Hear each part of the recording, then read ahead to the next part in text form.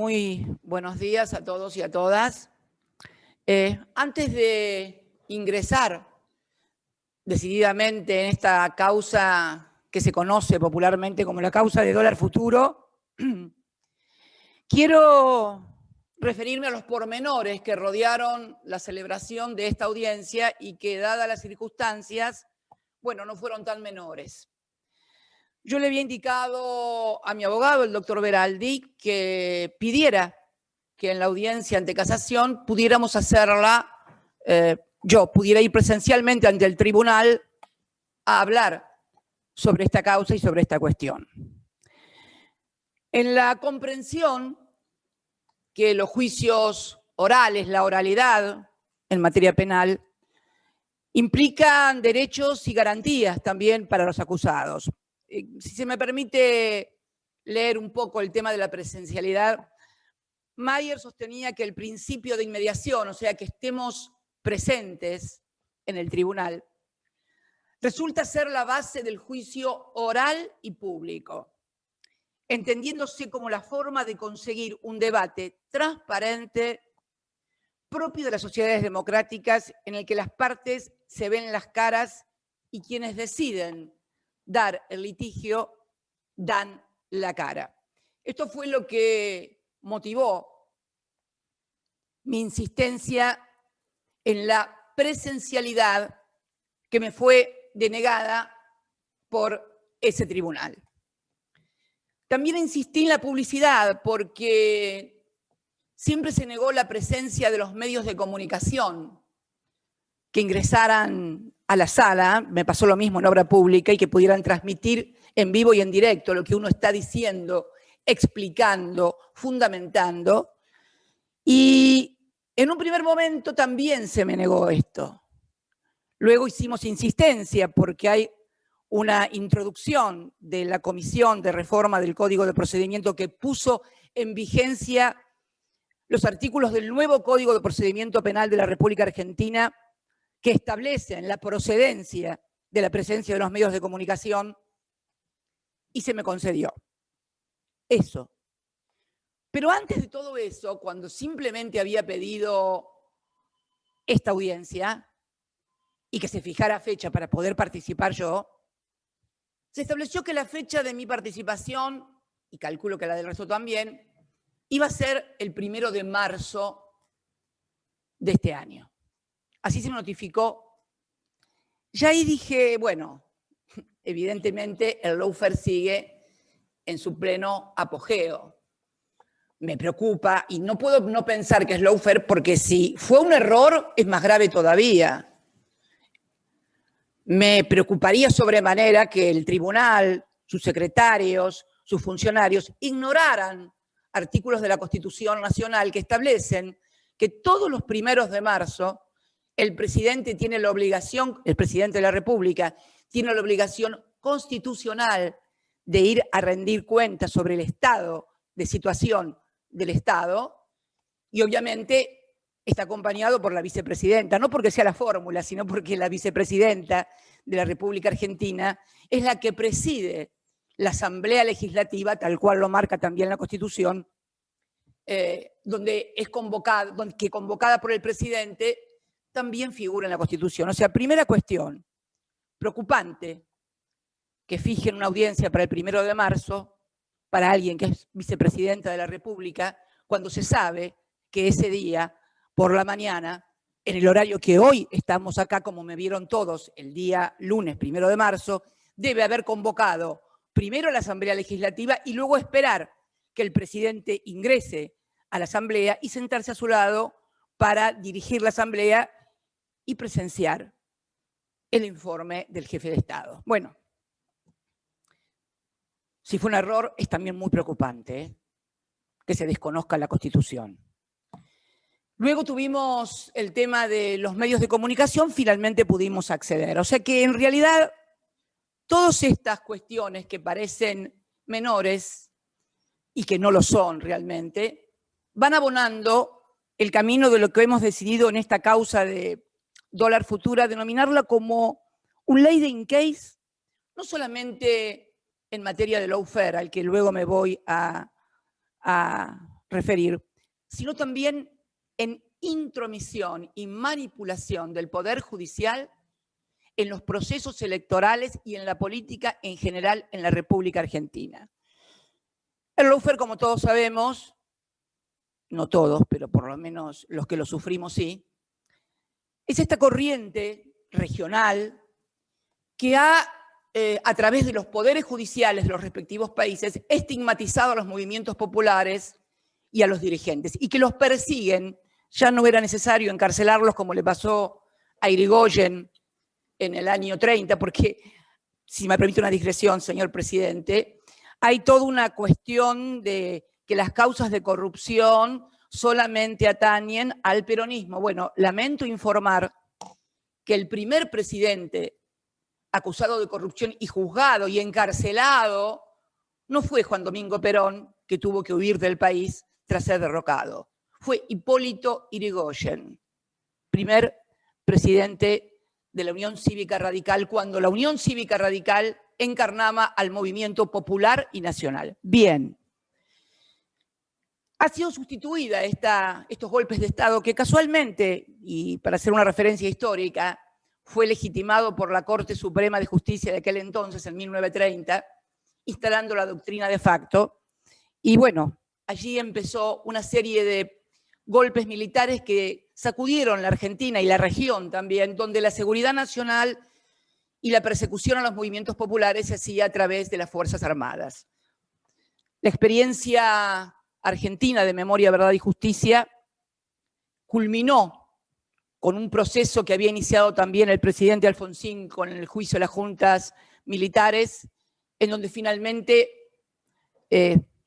las cosas, por lo menos en lo que hace a la institucionalidad de las Fuerzas Armadas y su rol, retornó a su lugar de origen. Sin embargo, se dio esta suerte de surgimiento del lawfare. Ya no es necesario desaparecer mediáticamente, materialmente a los dirigentes políticos, sino que con lo mediático se lo suprime. ¿Y cómo se concatena esto?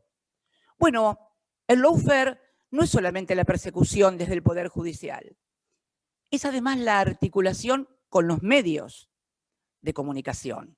¿Por qué? ¿Cómo se hace esto?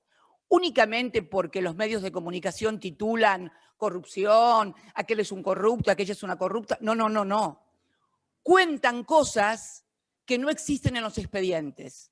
O sea, relatan, forman un relato que después no encuentra asidero en las pruebas y en los hechos concretos que tienen los expedientes judiciales que tramitan en el Poder Judicial. Pero claro, ya cuando se deciden las sentencias, tienen que ver con lo que apareció publicado en los medios, pero poco o nada absolutamente que ver con lo que aparece en el expediente. Por eso, el tema de la presencia de los medios de comunicación.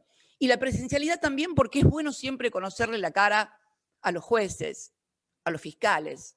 Yo, por ejemplo, lo estoy viendo a usted, doctora, ahora Daniel Petrone, pero la verdad que su cara no la conocía. Sí conocía a otra integrante del tribunal, la doctora Ana María Figueroa, porque la he visto en los medios de comunicación cuando denunció la presión que había sufrido por funcionarios del gobierno de Mauricio Macri en otra causa que también me tiene por acusada y que es la causa de memorándum de Irán. Ahí le conocí la cara, pero usted no se la conocía, la conozco ahora. Sería bueno que también no solamente apareciera en algún momento mi cara para que pudiera verse en los medios de comunicación, sino también la cara del doctor Daniel Petrone. Al doctor Barrotavenia directamente tampoco, nunca lo vi, ni vi ninguna foto, no lo conozco. Siempre el anonimato de quienes deciden determinado tipo de causas siempre es muy conveniente. Tampoco conozco la cara del fiscal Raúl Ple, que es el acusador. Por eso rescataba las palabras del maestro Julio Mayer, diciendo quienes deciden dar el litigio, dan la cara. Yo siempre di la cara, no solamente acá, he ido a todas las indagatorias que se me citaron, inclusive aquellas que fueron 8 indagatorias, siempre di la cara y la voy a seguir dando además.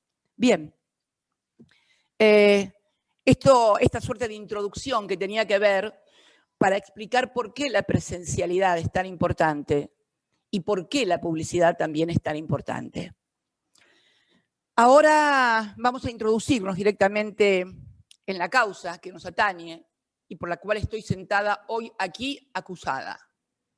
La causa se conoce popularmente con el nombre de dólar futuro y es bueno no solamente referirnos al texto de la causa, sino al contexto en el cual ésta se desarrolló.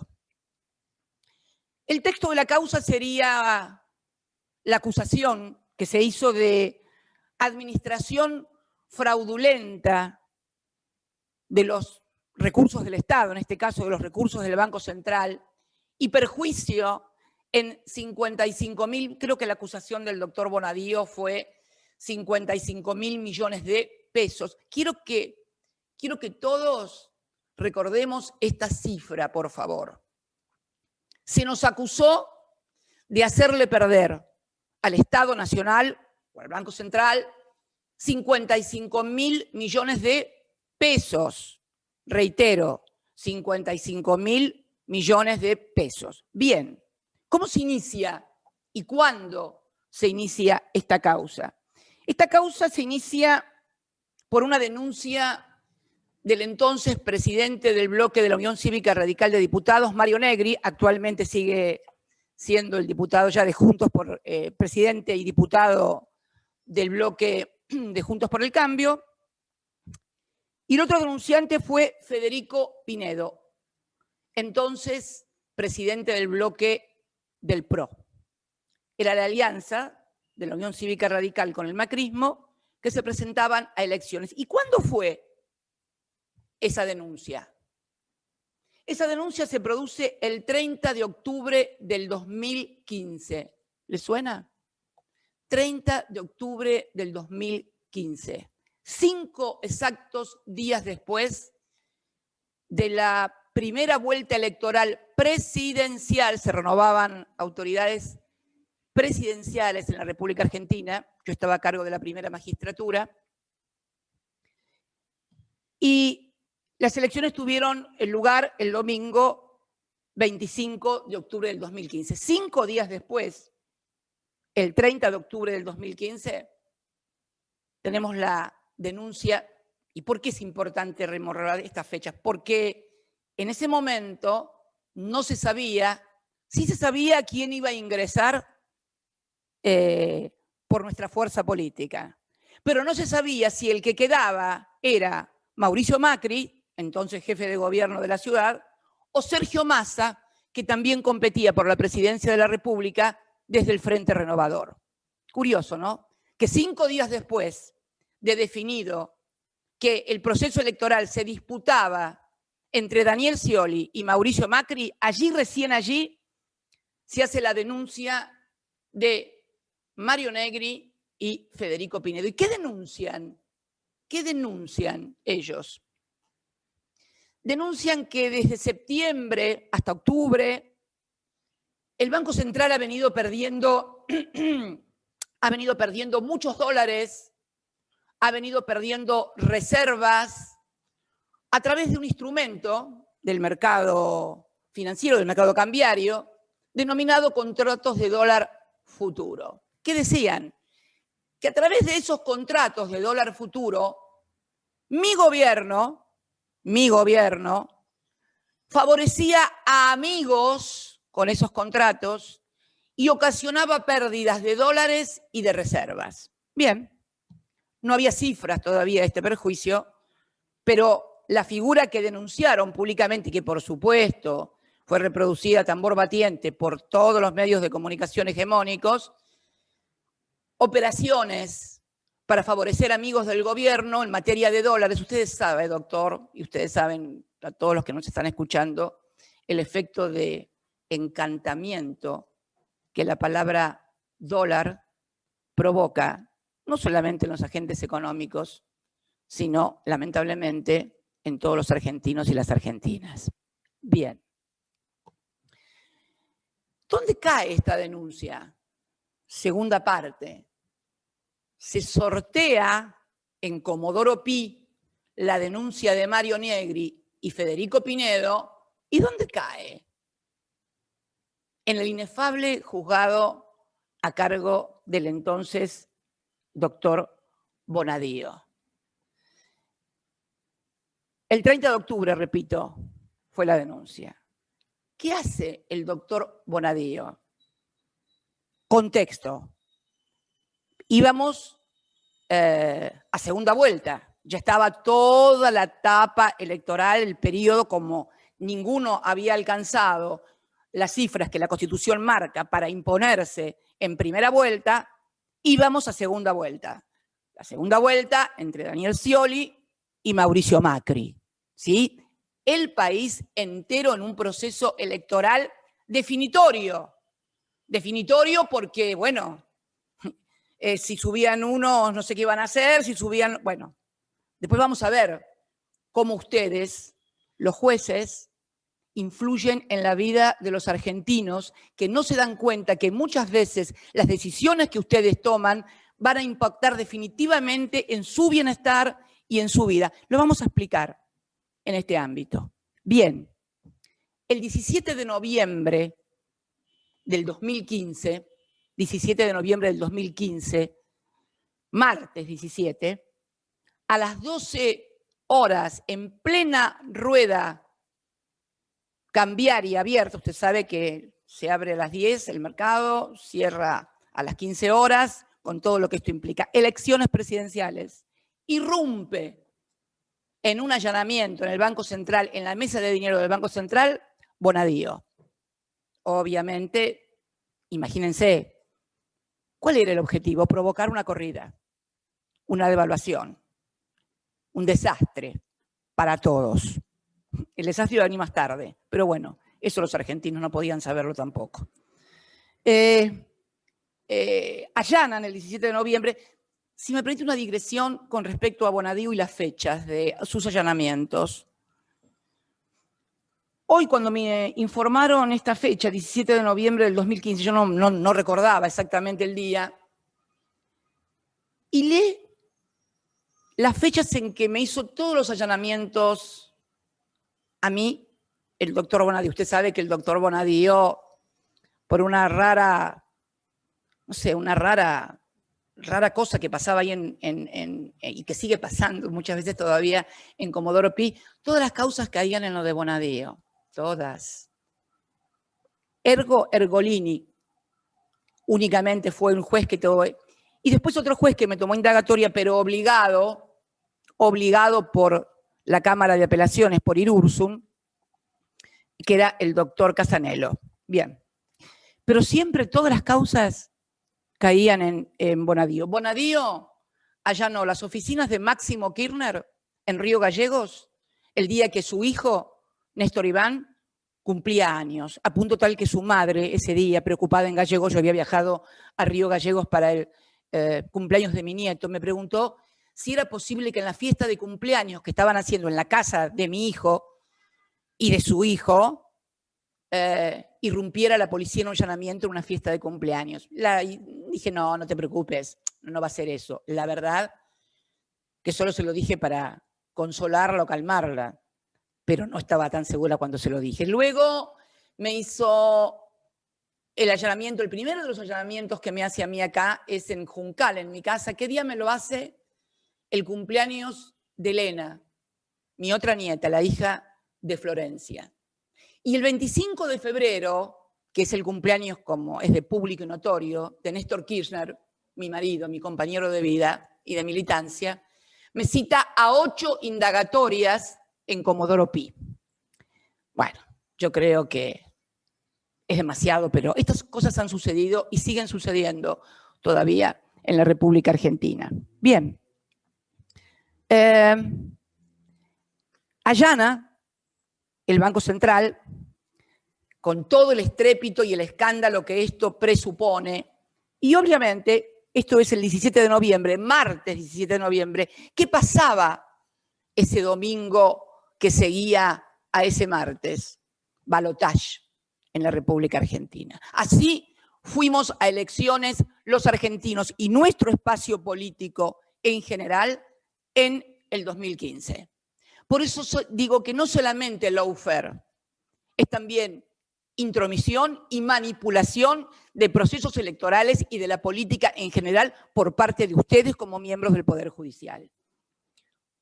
Creo que los hechos que estoy relatando me eximen de mayores explicaciones. Esto no es una cuestión de ideología. Se puede ser de derecha, de izquierda, del centro o apolítico. Pero estos hechos sucedieron estos días en medio de un proceso electoral. Esto es objetivo. Me acuerdo que alguien le preguntó a algún periodista si esto no significaba una intromisión al proceso electoral, y el inefable Bonadío le respondió que él no podía cerrar su juzgado porque haya elecciones. Así el Poder Judicial de la República Argentina. Bien, comienza la causa y acá viene la segunda parte del texto y contexto. El día 13 de abril me cita a indagatoria, ya hablaba de administración infiel, si mal no recuerdo. No quiero leer porque son administración infiel. El día 12 anterior lo había citado a quien era mi ministro de Economía, el doctor Axel Kicillof, y que hoy es el gobernador de la provincia de Buenos Aires y que también va a hablar después de esta intervención mía con cuestiones mucho más técnicas y precisas para tener en cuenta qué es lo que pasó. Y comienza a desarrollarse una suerte de cuestiones que uno va enterándose con el correr de los días, mientras la procesan, mientras la citan, y resulta ser que no había ningún amigo del gobierno en los contratos, no del gobierno saliente por lo menos, no del gobierno saliente, no había ningún amigo de mi gobierno entre los que habían comprado y contratado dólar futuro. No, no, no. Estaban todos los amigos de quien ya era presidente de los argentinos, de Mauricio Macri. Es más, había funcionarios de su gobierno. Y concretamente quiero referirme a Quintana, Mario Quintana creo que era el nombre, recuerdo el apellido, me parece que era Mario Quintana. Mario Quintana, entonces vicejefe de gabinete, era el segundo de Marcos Peña. Él sí había contratado dólares a futuro. Y no solamente los había contratado sabiendo que iban a devaluar, como se comprobó después que devaluaron, sino que además participó un domingo, 13 de diciembre, si mal no recuerdo en mi memoria, domingo 13 de diciembre del 2015, un domingo sé que era, porque esto fue lo que nos llamó la atención cuando nos enteramos, qué funcionarios tan bárbaros que van a trabajar hasta los domingos, reunidos en la Casa de Gobierno con el titular del ROFEX, que es el mercado de Rosario, que interviene precisamente junto al MAE en ese momento en el mercado cambiario y que es el que toma los contratos de dólar a futuro, que los formula, arreglando la tasa de interés que le iban a pagar a esos contratos de dólar futuro. ¿Se entiende? Lo voy a explicar nuevamente. Cristina Fernández de Kirchner, acusada de que con los contratos de dólar futuro beneficiaba a sus amigos. La realidad era que ningún amigo mío, ningún funcionario de nuestro gobierno tenía contratos de dólar futuro. Los que los tenían eran los amigos de Macri y sus funcionarios. Y cuando llegaron al gobierno, pactaron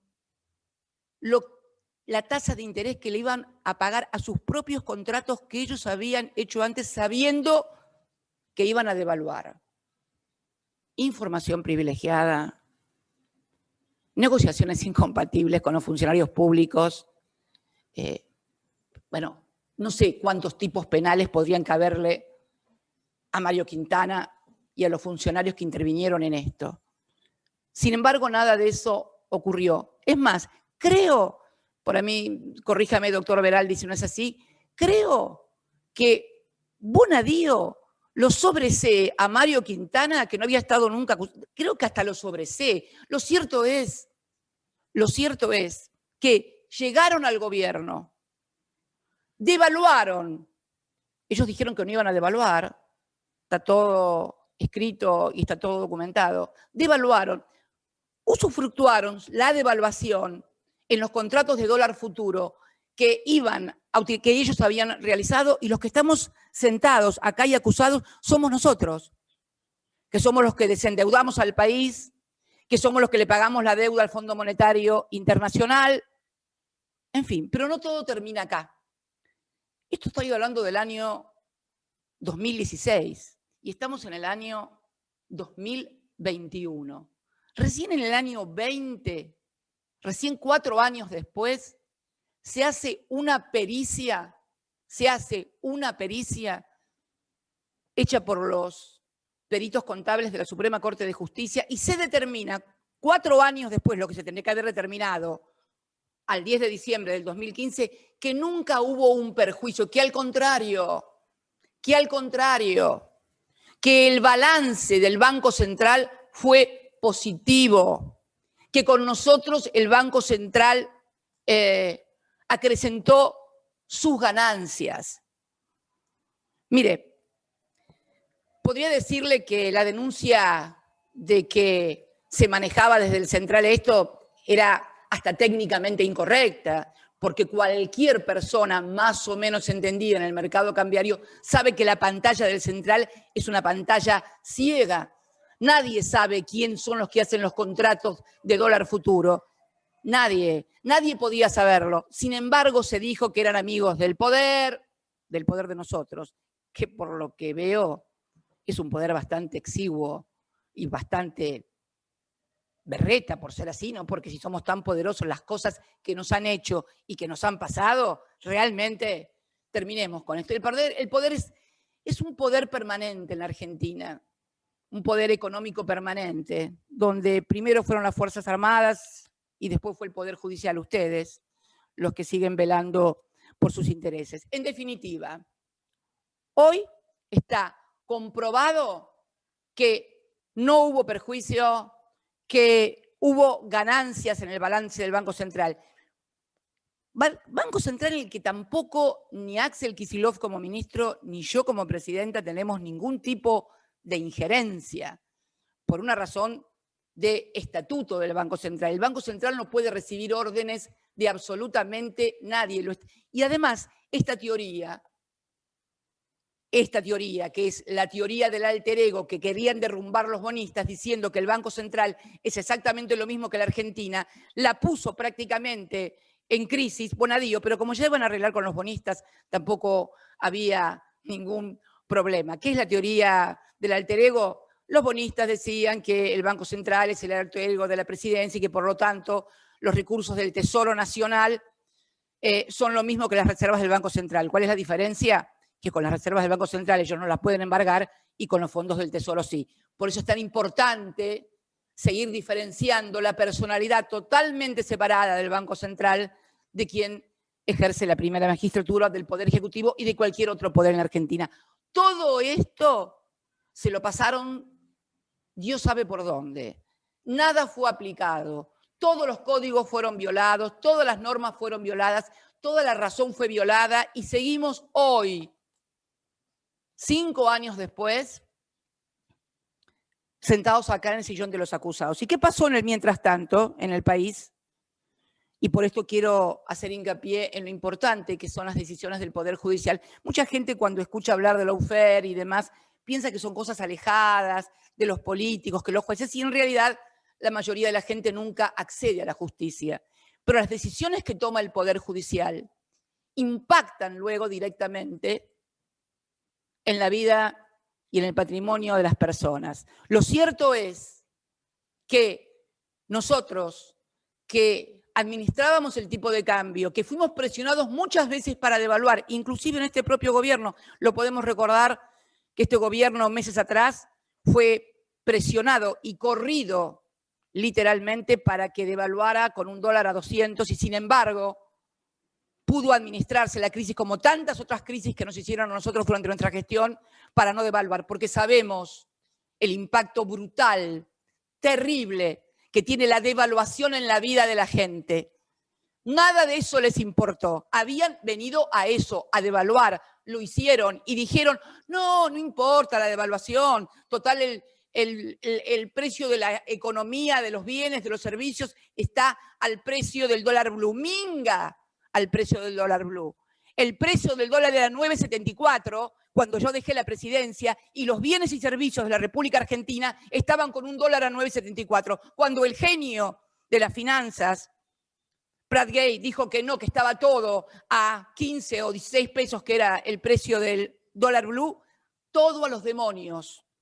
Hicieron una devaluación de, no me acuerdo si era el 40, el 60%, catastrófica. Vinieron para eso. Y ustedes, el Poder Judicial, contribuyeron a que ese gobierno ganara las elecciones e hiciera lo que hizo después. Ustedes también son responsables de lo que pasó y de lo que está pasando en la República Argentina.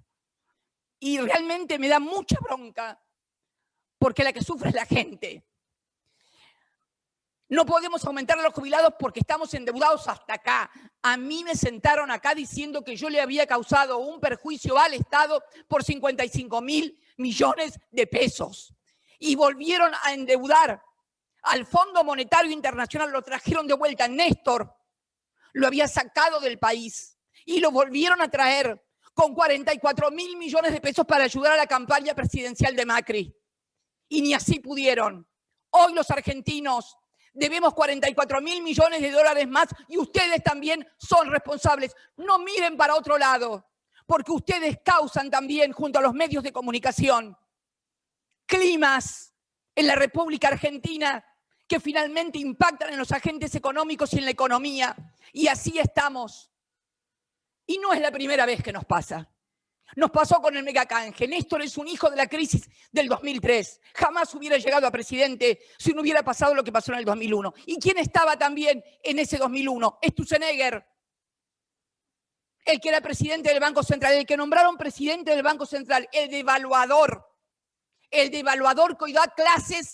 hoy da clases en la Universidad de Columbia. Y claro que va a seguir dando clases en la Universidad de Columbia. Lo sobreseyeron en anteriores causas que tuvo cuando fue partícipe también de lo que pasó con el megacanje, aquella mega devaluación que casi nos puso el país patas para arriba. Y ustedes, usted, doctor Petrone, y usted, doctor Barretaveña, nos negaron el recurso cuando nuevamente en esta causa de dólar futuro, a raíz de las denuncias que habíamos hecho en otras dos causas, lo sobreseen. Acá tengo el sobreseimiento de Bonadío, que también lo habíamos acusado por todo lo que había hecho. Bueno, la Corte todavía tiene el recurso, está terminado, obviamente, por la muerte del juez.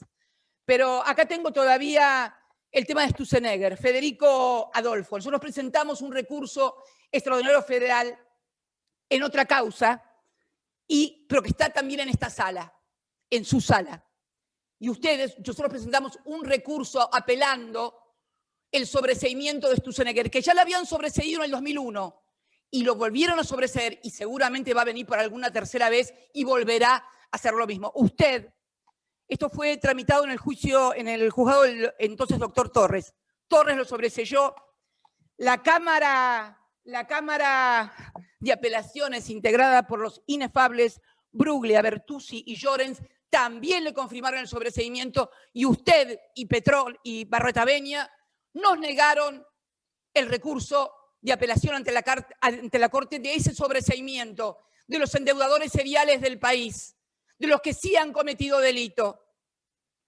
Díganme si ustedes no tienen que ver en lo que pasa en el país. Lo sobreseyeron en el 2001 y ahora lo vuelven a sobreseer, y el señor sigue dando clases en Colombia. Y el presidente que nos volvió a endeudar, devaluando y devaluando, va a ver partidos de fútbol a Qatar. Y nosotros, Axel Kicillof, mi ex ministro de Economía, hoy gobernador de la provincia de Buenos Aires, sentados acá conmigo, junto también a Pese, presidente del Banco Central, fue mi vicepresidente del Banco Central y de Néstor durante 12 años y medio. ¿Cómo que no tiene que ver? Que se despabilen los argentinos de una buena vez por todas. El Poder Judicial incide todos los días en la vida de los argentinos, en las mujeres que masacran en femicidios espantosos cuando ustedes como jueces y fiscales se quedan sentados y no pasa nada, y no hacen nada. En los que quieren justicia porque tienen recursos presentados en quiebras, como decía el otro día, lo describió muy bien el presidente en el mensaje del 1 de marzo, cuando habla claramente de cómo incide el Poder Judicial en la vida de la gente. Y en este caso puntual del dólar futuro, algo que tanto influye en la vida de los argentinos, y en el endeudamiento.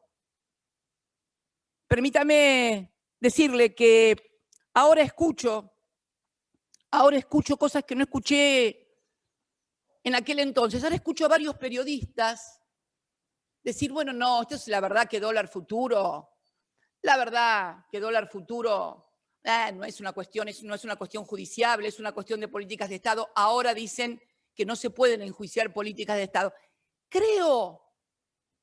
Sospecho que están diciendo esto a partir de que el presidente decidió iniciar querella criminal por el criminal endeudamiento que tomaron con el Fondo Monetario Internacional en el 2018. Sospecho que van a querer decir, bueno, dólar futuro, no es igual, no es igual. Acá, en esta causa, no hubo ningún perjuicio económico. Acá, los contratos de dólar futuro que se instrumentaron durante la gestión nuestra hasta el 2015 eran de acuerdo a las normas que establece este contrato. Lo que hizo Mauricio Macri con el préstamo al Fondo Monetario Internacional hasta violaron el estatuto del fondo. Violaron todas las normas internas de la administración pública. Y además afectaron los 44.000 millones de dólares, no a estabilizar la economía. Al contrario, cuanto menos malversación de caudales públicos, cuanto menos incumplimiento de los deberes de funcionario público, cuanto menos, no soy leguleya, no quiero convertirme en quien juzgue, pero esto es lo que está pasando. Yo sentada acá, acusada en una causa de dólar futuro que se manipuló y se armó al calor del proceso electoral, y luego de 5 años van a ser que estamos con esta causa. Hay una pericia contable hecha por los peritos de su corte, Petrone, que dice que no hubo perjuicio, que el balance es positivo, y yo sigo sentada acá. Y el otro en Colombia dando clases, y el otro mirando partidos de fútbol en Qatar. Y usted quiere convencerme a mí, a los argentinos, que hay justicia en este país y que hay un poder judicial en serio. Por favor, mire, creo que cuando me sigan en el uso de la palabra, el gobernador Kicillof y el presidente del Banco Central, el licenciado Pese, van a explicar todas las cuestiones técnicas. Pero yo quería decir esto, y además quiero decirle algo para finalizar. El contexto en el que estamos hoy. Estamos en un contexto, así como estábamos en un proceso electoral de contexto, hoy estamos en un contexto también muy particular. En un contexto donde, por ejemplo, el presidente de Casación, el doctor Gustavo Hornos, que preside la Casación, que todos ustedes integran, se comprobó que iba a reunirse con Mauricio Macri en la Casa Rosada. Yo sé que ustedes piensan, porque leí en los diarios que le han pedido que renuncie a la presidencia, pero la verdad que debería hacer algo más. ¿Y sabe por qué le cuento? Porque también a mí me acusaron de reuniones con el doctor Casanelo en Olivos. Debe estar enterado, porque todos los medios de comunicación de este país decían: Cristina se reunió con Sebastián Casanelo en Olivos. Es más, hubo testigos que afirmaron el día y la hora que lo hicimos, hoy procesados por falso testimonio. La verdad que la primera vez que vi a Casanelo fue cuando me citó a indagatoria, obligado por el doctor Martín Irurzun, el autor de la doctrina de, ¿cómo era? Poder residual, ¿no? O sea, prisión preventiva por el peligro del poder residual. Fíjate, prisión preventiva por ejercicio de poder residual. A mi secretario, que lo estoy viendo acá, entonces mi secretario, el doctor Mariano Cabral, hoy prosecretario administrativo de este cuerpo, el doctor Martín Irursun en persona lo citó como testigo a la Cámara Federal en Comodoro Pi para que dijera si Casanelo había ido a Olivos. Obviamente no ha ido a Olivos, nunca lo fue. Ahora bien, se comprobó que todo eso era mentira. Pero está claro que si se hubiera comprobado que era cierto, era una conducta penalmente reprochable. Porque si fuera solamente una cuestión de ética o de maneras, nadie cita a dar testimonio en una Cámara Federal Penal por una cuestión ética o de valores o de estilo. Es porque se presume que si alguien tiene que declarar sobre un hecho, ese hecho es penalmente reprochable. No creo que ustedes pierdan el tiempo haciendo audiencias testimoniales para condenar a alguien éticamente. Calculo que hacen audiencias testimoniales porque se trata de hechos penalmente reprochables y por lo tanto hay que investigar. Bueno, es exactamente lo mismo que hizo Hornos. ¿Qué van a hacer con Hornos? ¿Le van solamente a pedir la presidencia? Fue 5. Ahí decían que Casanelo había ido una vez a verme. Acá fue 6 a verlo a Macri. ¿Va a seguir siendo miembro de la casación? Porque si renuncia a la presidencia, termina integrando su sala y va a votar, como ya sabemos que votó en las causas mías, que coincidía cada vez que lo iba a ver a Macri, un sablazo en la cabeza a Cristina. Va a seguir siendo, pero mira vos, y nos quieren convencer que ustedes son imparciales y que nos juzgan imparcialmente. La verdad, doctor, es un espanto.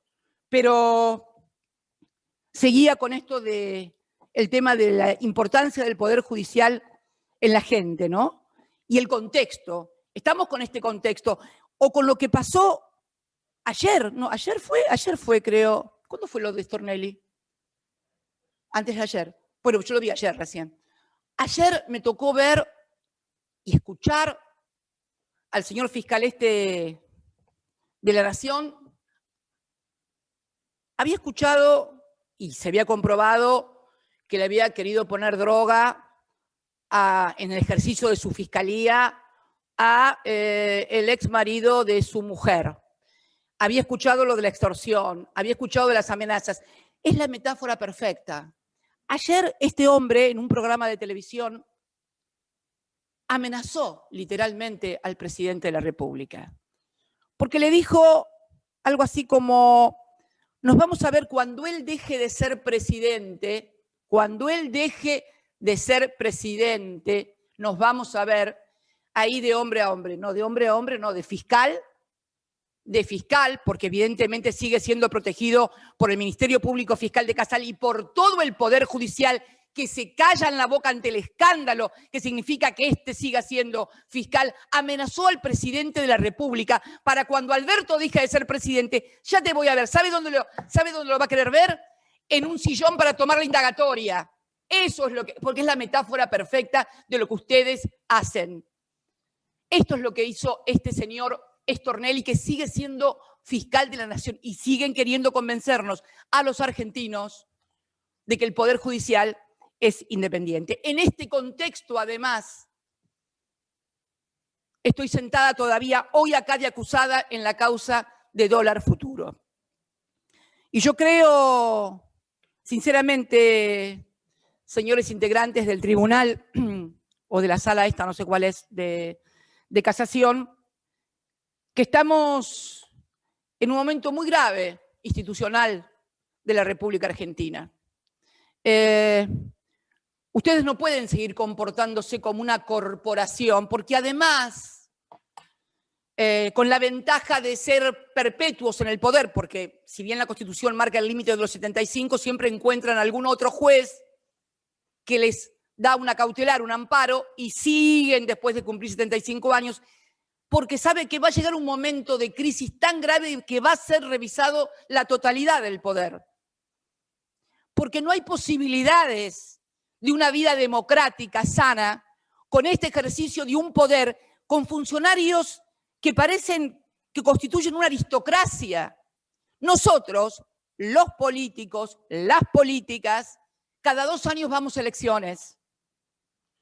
Todos los cargos que he ocupado en mi vida, todos, doctor Petrone, todos fueron votados por la gente en elecciones democráticas. A mí no me dio acuerdo el Senado y me propuso el Consejo de la Magistratura. A nosotros nos ha votado la gente y nos sigue votando o no nos seguirá votando, no importa. Pero somos un poder profundamente democrático. ¿Que hay mala gente? Seguramente que sí. ¿Que hay corruptos? Claro que sí. Y dígame, en su poder judicial, ¿no hay corruptos? ¿Todos pueden dar cuenta de cómo viven, de qué viven y dónde viven? ¿Todos y todas? No sé, pero claro, ¿cómo lo voy a saber? Si los que tendrían que investigarlos ustedes mismos. Nadie se investiga a sí mismo. Nadie se investiga a sí mismo. Nadie. Con lo cual no voy a poder saber nunca si hay algún enriquecimiento ilícito en algún juez porque recibe dádivas, porque lo investiga otro juez. Este es el sistema que está podrido y perverso y que es necesario que todos pongamos el esfuerzo para corregirlo, para transformarlo. Porque no se puede seguir con un país donde nos vienen a endeudar cada 20 años o cada 10 años viene uno, nos endeuda y después lo sobreseen y vuelve a hacer lo mismo. Esto es lo que está pasando y en esto tienen responsabilidad ustedes. Yo seguramente después de mí va a hacer uso de la palabra Axel Kicillof y Miguel Pese, que van a dar seguramente mejores especificaciones técnicas de las que puedo dar yo, porque además ese es su métier, ha sido su profesión durante años y lo han hecho muy bien. También, y permíteme una digresión, que Axel Kicillof, que fue mi último ministro de Economía, hoy es gobernador de la provincia. No hay otro caso de que alguien que haya tenido el nivel de exposición y que haya sido ministro de Economía haya llegado a un cargo electivo de la importancia de ser gobernador de la provincia de Buenos Aires, donde se congrega el 40% de la población. Tan mal no le debe haber ido a la gente con nuestras políticas en los 12 años y medio para que hoy Axel sea gobernador de la provincia de Buenos Aires. Y termino diciéndole que mi abogado me había dicho, bueno, y tenés que pedir el sobreseimiento. Leía hoy en los diarios y Cristina va a pedir el sobreseimiento. ¿Sabe qué? Yo no voy a pedir ningún sobreseimiento. ¿Sabe qué, doctor Petrone? Yo voy a pedir que apliquen la Constitución, que apliquen los códigos de fondo y de forma. Está todo escrito, no tiene que inventar nada. Aplicar la ley, que es lo que vengo reclamando desde siempre. Apliquen la ley y lo que dice la Constitución. A todos y a todas, no solamente en un ejercicio donde se articulan con los medios de comunicación para decir lo que no es o para tener pruebas que no existen en ninguna parte del expediente. Por eso quiero agradecerle finalmente, me hubiera gustado hacer esto personalmente, lo reitero, quiero agradecerles la posibilidad de haber expuesto ante ustedes y bueno, no les voy a pedir el sobreseimiento. Hagan lo que tengan que hacer. Muchas gracias.